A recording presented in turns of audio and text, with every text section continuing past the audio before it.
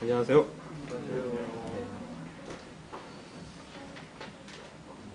날씨가 좀 쌀쌀해진 것 같습니다.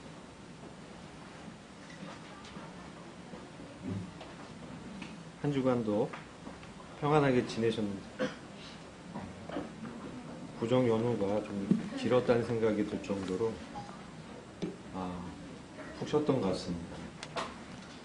가족들과도 오랜만에 만나서 얼굴을 보고 또 식사도 같이 하는 좋은 시간을 가졌으리라 생각이 듭니다. 오늘 형제 자매님들과 함께 교제하고자 하는 것은 지난 시간에 이어서 빌라델피아 교회에 대한 주님의 경륜에 대해서 계속적으로 나누도록 하겠습니다. 지난번에 잠시 말씀드렸지만 일곱 교회에 대한 말씀은 현재 이 시대에 주님께서 교회에 대해서 주님의 계시를 밝히고 있기 때문에 이 교회 생활에 매우 중요한 말씀으로 분별이 됩니다. 그래서 우리가 거듭해서 나눔으로 주님의 뜻을 분명히 알고 말세에 빌라델피아 교회처럼 주님의 인정과 칭찬을 받는 그런 교회가 되길 소원합니다. 요한계시록 3장 7절부터 8절 두 말씀을 먼저 읽겠습니다. 찾은 줄 믿고 제가 먼저 읽겠습니다. 제가 봉독하겠습니다. 빌라델피아 교회의 사자에게 편지하라. 거룩하고 진실하사 다윗의 열쇠를 가지시니 곧 열면 닫을 사람이 없고 닫으면 열 사람이 없는 그가 이르시되 볼지어다 내가 내 앞에 열린 문을 두었을 때 능히 닫을 사람이 없으리라. 내가 내 행위를 아노니 내가 작은 능력을 가지고서도 내 말을 지키며 내 이름을 배반하지 아니하였도다. 여기 주님에 대해서 거룩하고 진실하시고 다윗의 열쇠를 가지신 분으로 말씀하고 있습니다. 우리는 각 교회에 대해서 주님이 어떤 모습으로 나타나는지를 관심을 가져야 됩니다. 왜냐하면 그 교회 각 필요에 대해서 주님의 면을 보여주심으로 그것을 밝히고 있기 때문에 그렇습니다. 말세에 대표적인 교회로 네 교회가 있다고 말씀을 드렸습니다. 그것은 두아디라 교회, 사대 교회, 빌라델피아 교회, 그 다음 라오디게아 교회입니다.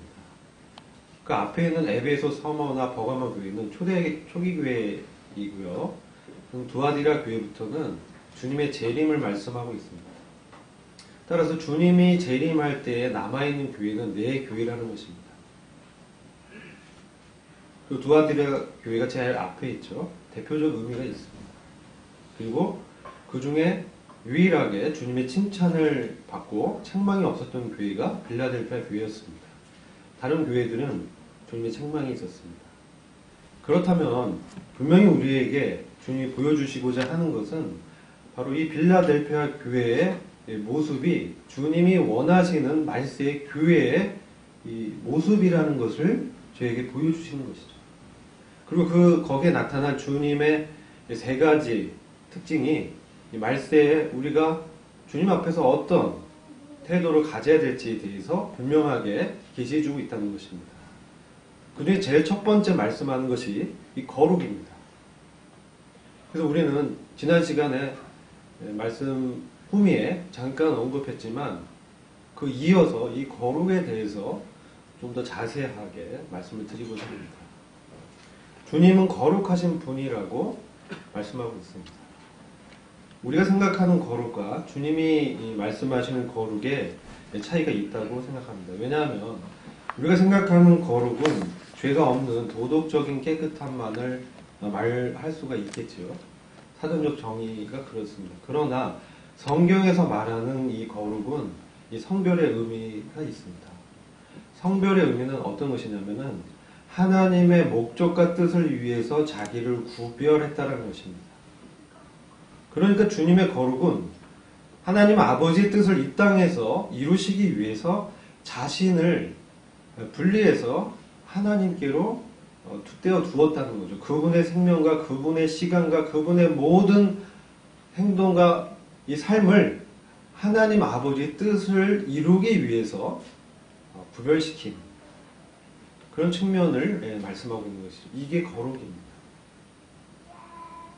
당연히 주님은 도덕적으로 흠결이 없으신 분이죠. 그리고 우리가 오늘 예배 시간에도 요한계시록 4장에서 이제 24장로의 경배를 받는데 그 앞에는 이제 네 생물의 경배가 있습니다. 네 생물은 온몸에 눈이 달려 있습니다. 그들은 이 우주의 창조 피조물을 상징합니다. 그래서 뭐 소의 모습도 있고 사자의 모습도 있고 사람의 모습도 있고 독수리의 모습도 있습니다. 그들이 하나님을 봤을 때 뭐라고 합니까? 거룩하다, 거룩하다, 거룩하다. 바로 이 하나님의 이 특징이 이 거룩이라는 것입니다. 이것은 매우 중요합니다. 그래서 신약시대에 와서도 말씀에서 계속 구약에 언급되었던 말씀을 반복하면서 내가 거룩하니 너희도 거룩하라고 말씀하고 있습니다. 그러니까 이것은 신약에서도 중요한 의미가 있다는 것이죠. 그래서 부연해서 요한복음 17장 말씀을 통해서 주님의 거룩에 대해서 우리에게 교훈하시는 바를 좀 더 자세히 살피고자 하는 것이 요한복음 17장 말씀을 같이 보시겠습니다.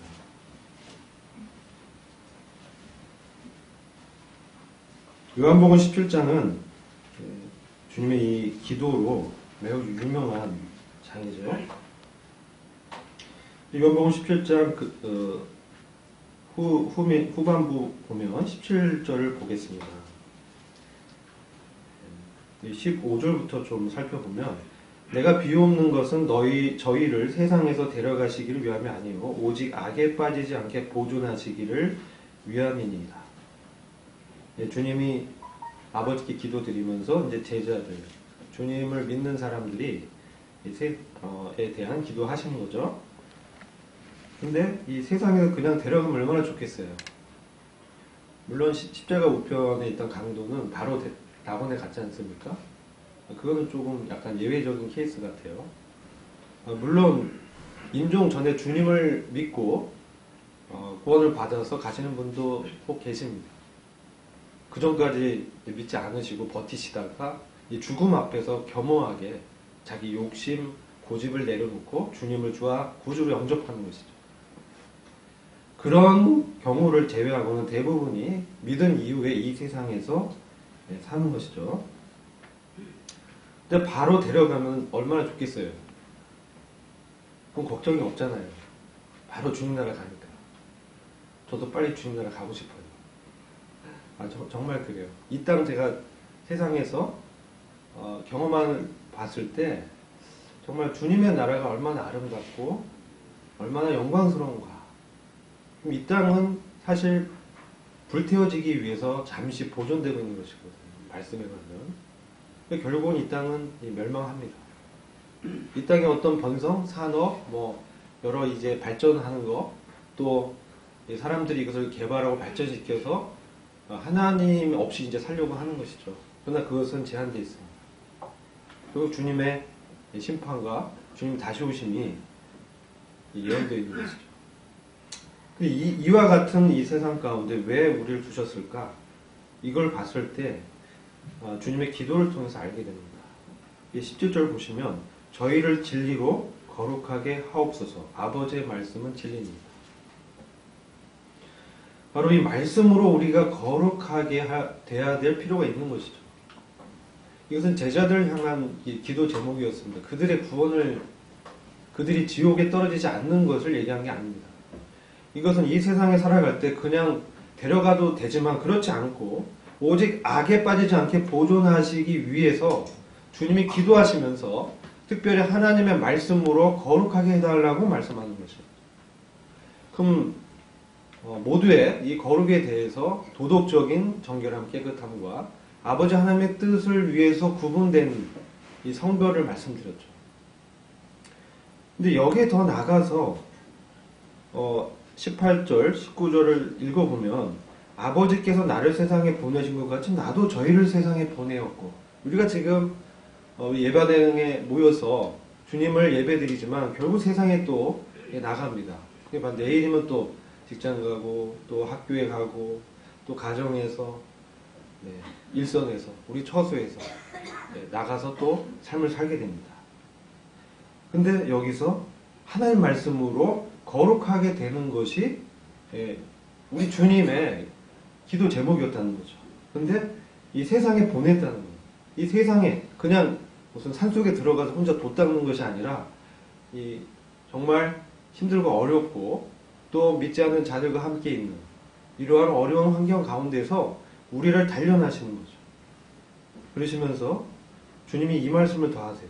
19절입니다. 또 저희를 위하여 내가 나를 거룩하게 하오니 이는 저희도 진리로 거룩함을 얻게 하려 함입니다.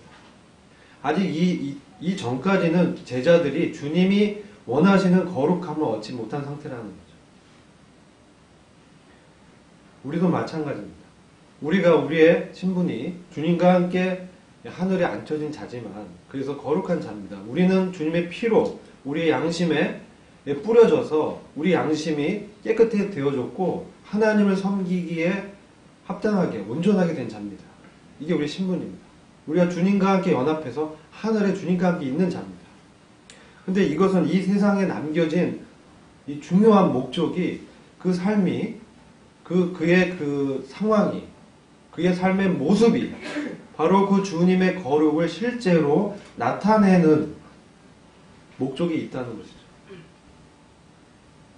단지 신분과 지위가 아니라 신분이 일상화되는 우리 삶 가운데서 삶으로 나타나는 그래서 마지막 시대에 교회에 남기신 예수 그리스도의 증인으로 주님을 증거하는 삶을 살도록 하는 것입니다.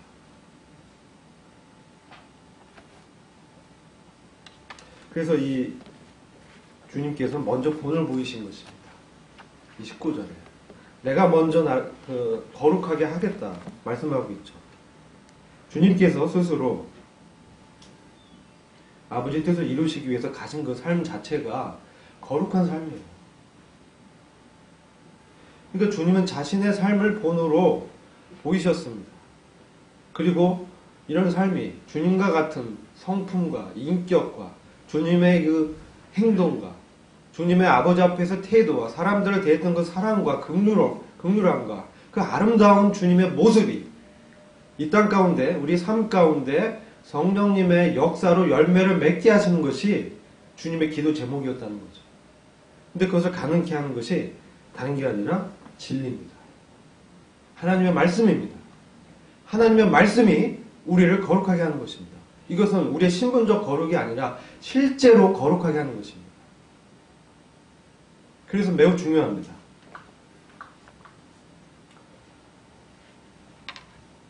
히브리서 4장 12절과 에베소서 5장 26절 말씀을 보겠습니다.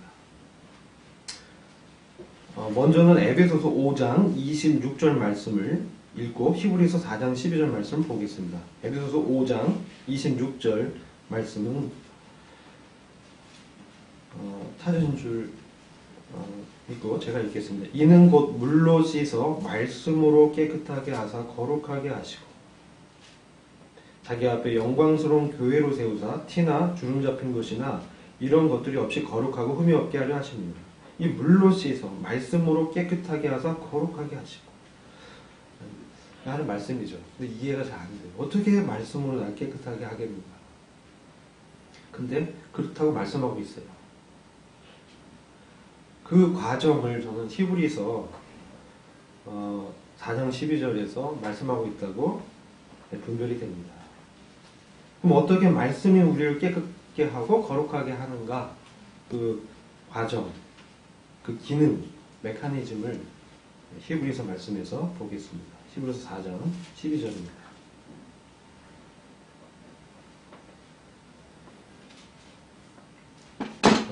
제가 읽겠습니다. 14장 12절. 하나님의 말씀은 살았고 운동력이 있어 좌우의 날선 어떤 검보다도 예리하여 혼과 영과 및 관절과 골수를 찔러 쪼개기까지 하며 또 마음의 생각과 뜻을 감찰하나니 지으신 것이 하나라도 그 앞에 나타나지 않음이 없고 오직 만물이 우리를 상관하시는 자의 눈앞에 벌거벗은 것 같이 드러나느니라.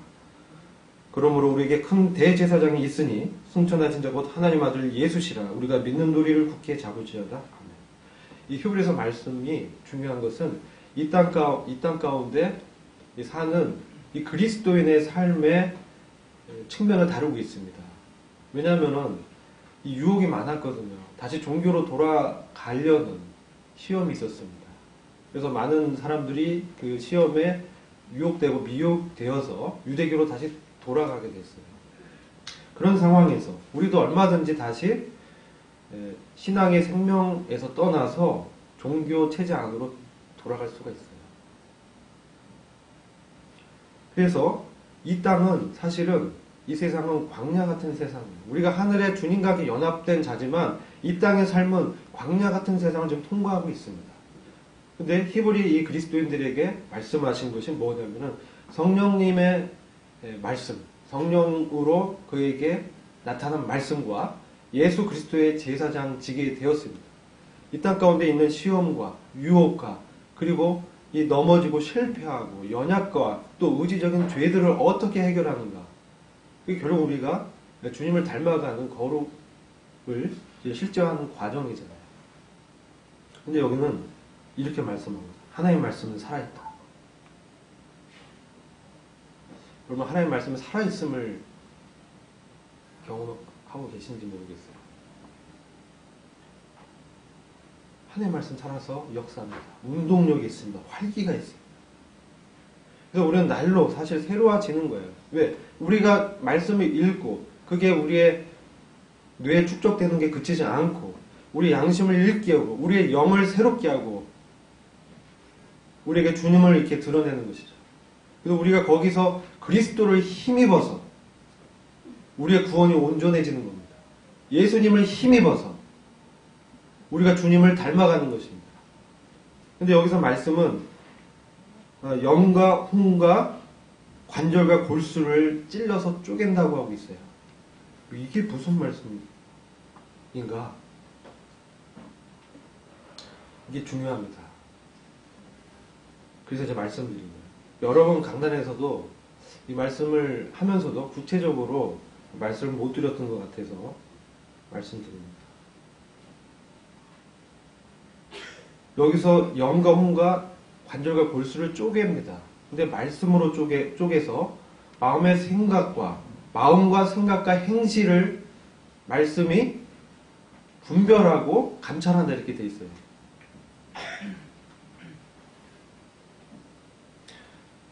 여기서 말하는 게 영은 뭐고 혼은 뭐냐. 우리가 육은 잘 알아. 관절과 골수는. 근데 영과 혼은 잘 와닿지 않죠. 성경은 영과 혼을 구분하고 있습니다. 그리고 영어 성경을 보면 Spirit and Soul이라고 분명히 구분해서 얘기해요. 근데 그것을 구분해서 하는 게 필요하다는 거예요. 그게 우리는 못하는데 하나님 말씀을 한다는 겁니다. 그래서 중요해요.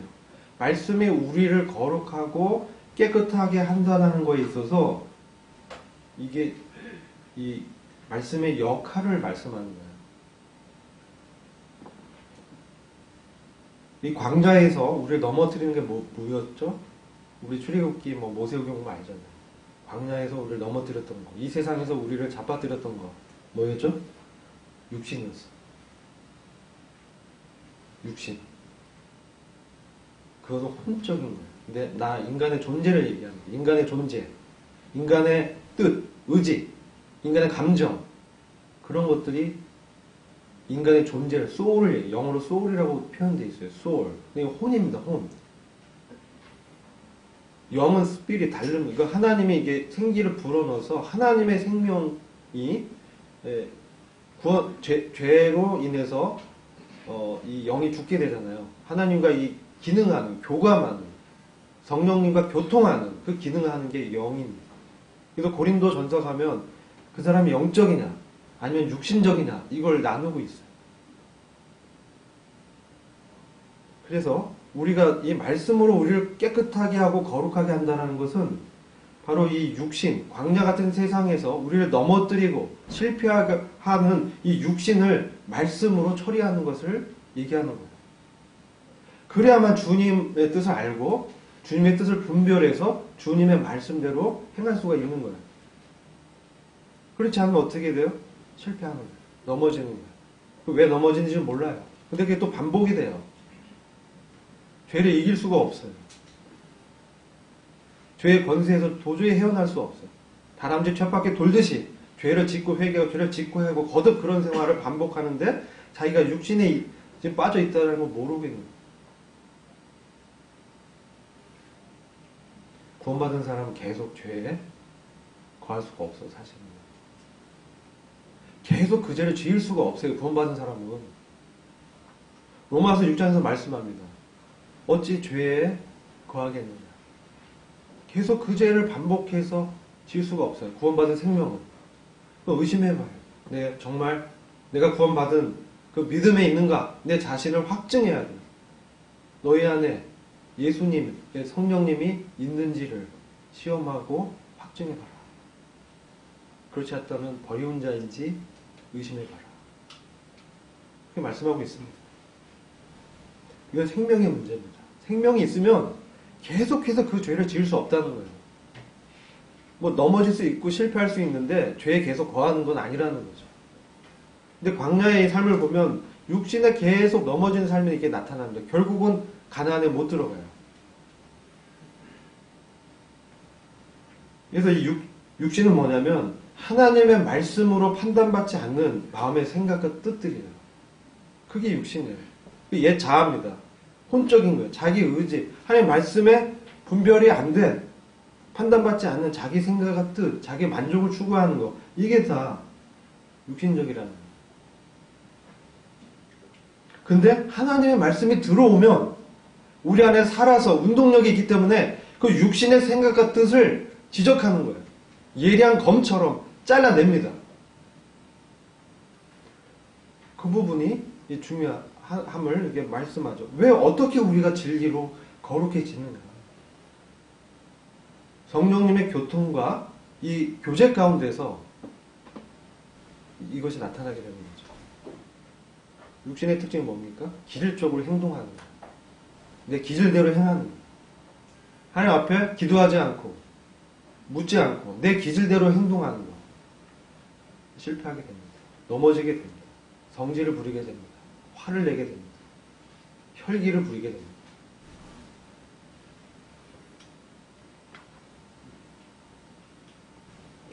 근데 이게 치명적입니다.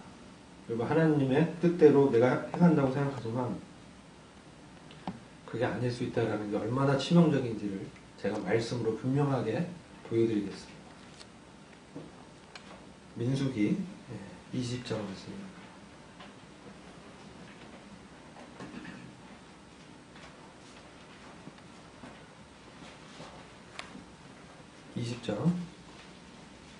무리바의 사건입니다. 출애굽기 17장을 보면 반석에서 물을 내는 장면이 있고 지금 여기 민수기 20장에서도 반석에서 물을 냅니다. 이 두 번 나옵니다. 근데 출애굽기 17장의 배경은 이스라엘 백성이 이제 여호와의 임재가 우리 가운데 있느냐를 의심했을 때 모세가 지팡이로 반석을 침으로 거기서 물을 내서 이스라엘 백성들이 그 육적인 이 갈급함을 이 체험을 받게 됩니다. 생명의 필요를 공급받게 되죠. 이건 그리스도의 죽으심이죠. 반석을 쳤다라는 거예요. 그리스도께서 우리 죄를 위해서 죽으셨다. 또 부활하셨다. 근데 지금 민수기에 와서 이제 그런 주님의 임재를 알고 구원받은 상태에서 또 이제 원망하고 불평하는 거예요. 물이 없다. 이건 좀 다른 케이스예요. 이거는 이미 구원받은 백성이 이스라엘 하나님의 백성이 이제 광야를 통과하는데 하나님 원망하는 거예요. 그러니까 이제 하나님께 어떻게 하냐면은 이제 모세에게 반석을 치지 말고 명하라. 이렇게 말씀합니다. 근데 모세가 그 하나님의 말씀을 듣지 않았어요. 그리고 총회, 이스라엘 백성을 그 반석 앞에 다 모으고 모세가 이제 말합니다. 이게 민수기 20장 10절입니다. 모세가 그들에게 이르되 패역한 너희여 들으라. 우리가 너희를 위하여 이 반석에서 물을 내랴 하고 그 손을 들어 그 지팡이로 반석을 2번 치매 물이 많이 솟아나오므로 회중과 그들의 짐승이 마시니라. 물의 문제 해결됐습니다. 근데 뭐가 문제입니까? 하나님 말씀을 안 들은 거예요. 어떻게 했어요? 여기서 그들은 모세는 어떻게 되냐면은 그냥 하나님을 높이고 하나님의 능력을 그들에게 보여줘야 됐어요. 근데 반석을 쳤어요. 이 뭐가 나왔어요? 이 혈기가 일어났어요. 분노가. 자기가 판단이 일어나는 거예요. 자기의 오름이 도저히 너희는 패역한 백성이다. 패역한 세대야. 내가 너희를 위해서 물을 낼까? 그러면서 반성을 친 거예요. 자기 의지가 들어가죠. 자기 생각이 개입되는 거예요. 자기 판단이 나타난 거예요. 하나님의 말씀은 이 순간 기억이 안 나요. 왜 이럴 수 있어요. 근데 그 다음에 나온 하나님의 말씀은 너무나 치명적인 말씀하고 있죠. 뭐라고 하는 12절입니다. 민수기 20장 12절. 여호와께서 모세와 아론에게 이르시되 너희가 나를 믿지 아니하고 이스라엘 자손의 목전에 나의 거룩함을 나타내지 아니한 것. 너희는 이 총회를 내가 그들에게 준 땅으로 인도하여 드리지 못하리라. 어떻게 됐습니까? 아론과 모세는 못 들어갔어요. 가나안 땅에. 지금 몇 년을 기다리는 거예요? 120년. 모세는 40년 애굽에서 잘 배우고 40년 미디안 광야에서 양을 치다가 40년 광야에서 백성을 이끌었는데 왜요? 가나안에 들어가려고 그랬던 거예요. 근데 마지막에 몇 번 실수했어요? 한 번. 단 한 번. 모세 굉장히 온유한 사람이었어요. 기질적으로. 근데 그에게 자기의 그 의의가 있었고 판단이 있었어요. 하나님 백성은 판단하고 말씀대로 하지 않았어요. 반석을 2번 친 것 뿐이에요. 어떻게 보면 80년을 고생했잖아요. 그 정도 봐줘야 되잖아요. 하나님도 그 정도는 좀 눈 감아 주실 수 있지 않을까? 우리 그렇게 생각합니다. 근데 하나님 뭐라고 합니까? 못 들어간다. 한번 나의 거룩을 너희들이 나타내지 않았다. 나를 믿지 않은 것이다. 그럼 이걸 어떻게 생각하십니까? 하나님 너무 하신 거 아니에요? 뭐 이렇게 생각할 수 있습니다. 어떻게 우리는 몇 번 넘어집니까? 셀 수가 없잖아요. 우리 천국에 들어가면 안 되잖아요. 이대로 하면. 가나안은 그래서 천국을 얘기하는 게 아닙니다. 가나안은 우리의 영적인 기업을 얘기하는 겁니다. 주님이 예비한 영적인 기업, 영적인 나라. 근데요, 여기 못 들어갔어. 이게 상징적으로 보여줍니다. 육신은 절대 하나님 나라를 상속받지 못한다. 아무리 그가 잘해도 육신으로 향한 건 절대 하나님이 인정하지 않는다. 그래서 육신대로 행하는 건 하나님이 받지 않는다. 그 리더들 특별히 얘기했잖아요. 보라는 거죠, 백성들이. 이제 리더가 되는 게 별로 좋지 않습니다. 분명히 말씀하잖아요. 단 한 번인데 하나님 봐주세요. 근데 모세가 봐달라는 얘기 안 합니다. 하나님의 그 엄유하심을 알거든요. 그대로 따르죠. 이게 무엇을 우리에게 나타내 줍니까? 그래서 이게 육신적인 것은 우리가 분명히 말씀으로 감찰하고 분리해내서 거절해야 되는 거예요. 그건 왜요? 죄이기 때문에. 하나님 믿지 않는 거기 때문에.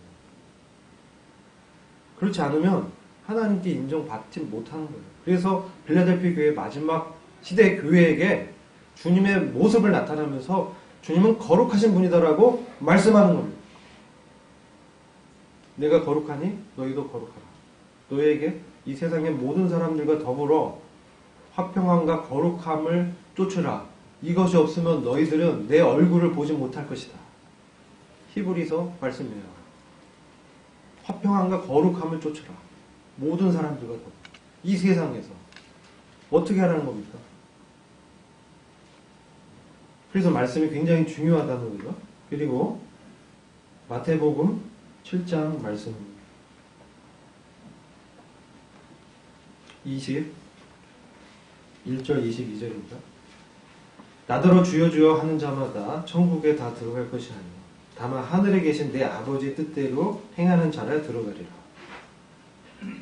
그날에 많은 사람이 나더러 이르되 주여 우리가 주의 이름으로 선지자 노릇하며 주의 이름으로 귀신을 쫓아내며 주의 이름으로 많은 권능을 행치 아니하였나이까 하더니 그때 내가 저희에게 밝히 말하되 내가 너희를 도무지 알지 못하니 불법을 행하는 자들아 내게서 떠나가라. 이 불법은 다른 성경으로 악입니다. 이니코트라고 나와서 악, 불법, 악, 죄. 여기서 이 사람들은요 지금 주님의 판단을 받는데 이 사람들이 주님을 모르는 사람이 아니에요. 왜냐하면 21절 보면은 주님께 주여 한 사람들이에요. 주님 아는 사람이잖아요. 그리고 주님으로 고백한 사람들이잖아요. 말씀은 그렇게 얘기하고 있잖아요. 그런데 뭐라고 하냐? 천국에 다 들어가지 못한다. 이건 하늘의 왕국입니다. 특별히 천년 왕국, 1차적으로는 천년 왕국에 못 들어가요. 주님의 부활에 참여를 못해요. 주님의 부활의 영광에 들어갈 수 없을 뿐만 아니라 어쩌면 구원받지도 않은 사람일 수도 있어요. 그러나 그들은 주님을 부르며 알고 있었고 또 자신들은 주님의 뜻을 행한다고 생각했어요. 왜요? 주님의 이름으로 선지자 노릇하고 귀신도 쫓아내고 권능을 행했어요. 이 정도는 알아줘야 되잖아요. 주님의 이름으로 대언을도 하고 말씀도 전하고 강단에서 설교도 하고 했다는 거예요. 주님의 이름으로 귀신도 쫓아내고 기도 외에는 이런 유가 나갈 수 없다 하면서 그리고 주님의 이름으로 사람의 이름을 한 거 아니에요. 주님의 이름으로 했어요. 많은 권능을 행했어요. 그러면 우리 시대에는 이 사람들은 뭐예요? 엄청난 사람들이에요. 근데 주님 뭐랍니까? 밝히 말하는 거예요. 내가 너희를 도무지 알지 못한다. 악을 행한 자들아 내게서 떠나라. 오묘한 말씀 아닙니까?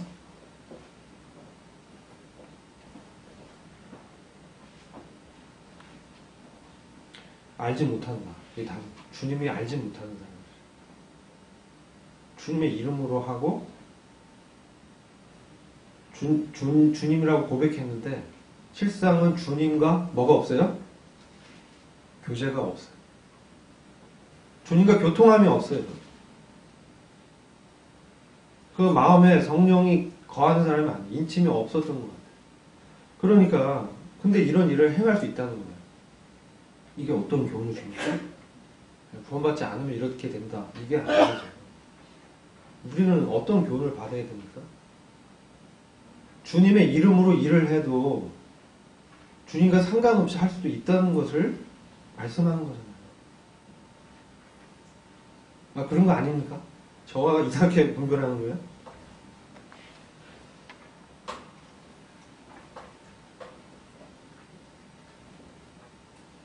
우리 안에 약이 있다는 거예요. 우리 안에 육신이 있다는 거예요. 근데 이 육신대로 행할 수 있어요.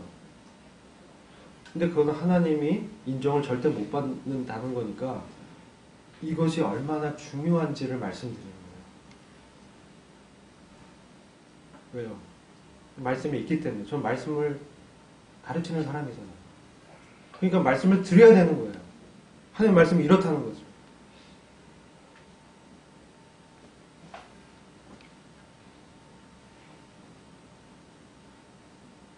그럼 우리가 어떻게 해야 되냐?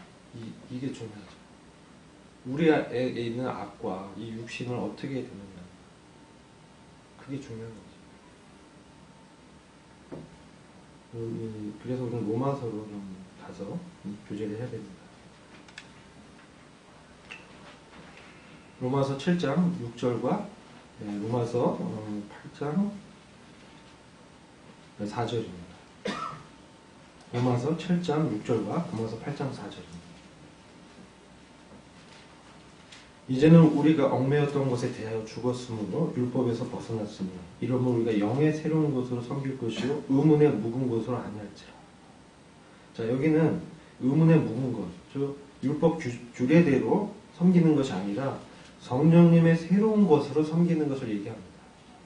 우리가 믿을 때 성령이 임했잖아요.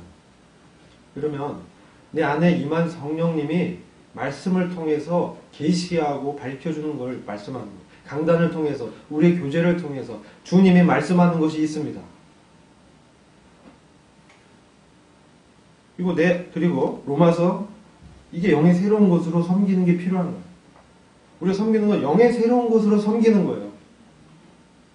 그 다음에 로마서 8장 4절은 육신을 쫓지 않고 그 영을 쫓아 행하는 우리에게 율법의 요구를 이루어지게 하려 합니다. 우리가 율법의 요구를 막 이루려고 했잖아요. 이스라엘 백성들이. 광야 생활도 그런 과정이었고. 그게 잘못된 거예요. 왜? 그들이 율법의 요구를 이루어서 하나님께 인정을 받으려고 했기 때문에 그래요. 자기의 의를 쌓아서 자기 의지와 자기 생각과 판단대로 행해서 하나님께 인정을 받으려고 했거든요. 그렇지 않다는 거예요. 내 안에 주님의 말씀이 조명되고 주님의 성령님의 부담으로 그 인도함을 받아야 영을 쫓아 행하는 거예요. 왜 그러냐? 그렇지 않으면 주님이 분명히 인정하지 않는다고 말씀하잖아요. 그게 거룩이라고 말씀하고 있습니다. 우리 주님 어떤 분이야? 하나님 아들이잖아요. 하나님 아들인데 히브리서 5장 7절에 이렇게 말씀하세요. 그는 육체에 계실 때에 자기를 죽음에서 능히 구원하신 이에게 심한 통곡과 눈물로 간구와 소원을 올렸고 그의 경외하심을 인하여 들으심을 얻었느니라. 주님 이럴 필요가 없는 분 아니에요? 주님은 하나님의 아들이시잖아요. 왜 근데 이렇게 하셨냐는 거죠. 주님이 자신을 거룩하게 자기를 분리하셨잖아요. 자신을 하나님의 뜻에 맞추어서 사는 그 길을 가셨잖아요. 지금 그걸 보여주고 있는 거예요. 육체에 계실 때, 우리가 육체에 있잖아요. 자기를 죽음에서 능히 구원하실 이에게. 주님이 부활의 권능이 사실 있으신 분인데 온전한 사람의 아들로 사람이 어떻게 행해야 되는 것을 지금 보여주는 거예요. 참된 사람이면 어떻게 살아야 되느냐? 자기를 죽음에서 능히 구원할, 이 죽음의 권세에서 우리를 구원할 아버지 하나님께 어떻게 했어요? 심한 통곡과 눈물로 간구와 소원을 올리셨다. 우리가 주님의 일을 하면서 이런 마음으로 해야 되는 거예요. 이 일을 능히 이루실 아버지 하나님께 마음의 간절함으로 간구와 소원을 올리는 겁니다. 그러면 주님이 말씀하는 거예요. 주님의 말씀과 성령의 부담으로 판단할 수 있게 해주는 거예요. 그리고 이게 경외하는 거예요. 그분에게 능력이 있고 나에게는 없습니다, 주님. 나는 약한 자입니다. 난 주님 앞에서 죄인입니다. 내게는 선한 것이 전혀 없습니다. 내가 선을 행하길 원하는데 내 마음으로는 주님의 뜻대로 살기를 원하는데 잘 안 됩니다, 주님. 내 안에 악이 있음을 이제 깨달았습니다. 근데 이 악은 여기서 중요해요. 이 악은 내가 아닙니다, 주님. 이 육신은, 이 죄악은 내가 아닙니다, 주님. 이것을 깨닫는 거예요. 이게 말씀으로 내 안에 있는 죄악을 감찰하고 분별하는 거예요. 이것은 죄입니다. 이것은 육신입니다. 주님 여기서 저를 벗어나게 해주십시오. 바울이 그런 기도를 구원 이후에 드렸다고 분별합니다. 로마서 7장에 그것을 가르치고 있습니다. 그러니까 내가 마음으로는 주님의 법을 섬기고 내 육신으로는 죄의 법 아래에 있는 거죠. 그걸 인정하는 거예요. 그걸 인정하면 어떤 때 인정합니까? 내가 주님의 법대로 살려고 애써 봤거든요. 주님의 말씀을 지켜보려고 했거든요. 심한 통곡과 눈물로 간구와 소원을 올렸는데 자꾸 넘어지는 거예요. 정말 주님 말씀대로 살고자 한다.